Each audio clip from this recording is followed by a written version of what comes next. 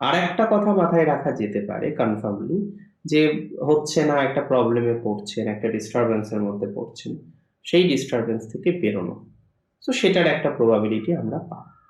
আর যারা যারা ভাবছেন যে না, এত কনফিউশন, এত চাপ নিয়ে জীবনে চলা যায় না, একটা গোল সেট করা দরকার। আমি বললাম না, একটা ভালো গুরু প্রাপ্তির সম্ভাবনা রয়েছে।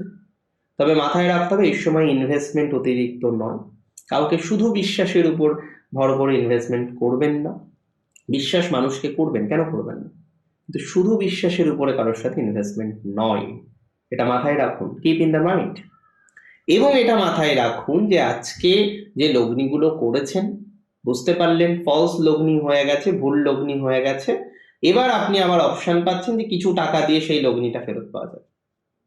ম্যাক্সিমাম ফ্রড হওয়ার সম্ভাবনা এই সময় আপনার ক্ষেত্রে থাকে।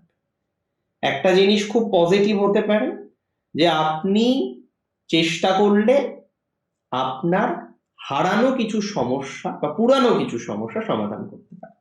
ইনহেরিটেন্স একটা হঠাৎ লাভ আসতে পারে। তবে অথরিটির সাথে কোনো রকম পাঙ্গা, ঝামেলা, অশান্তি, জটিলতায় যাবেন না।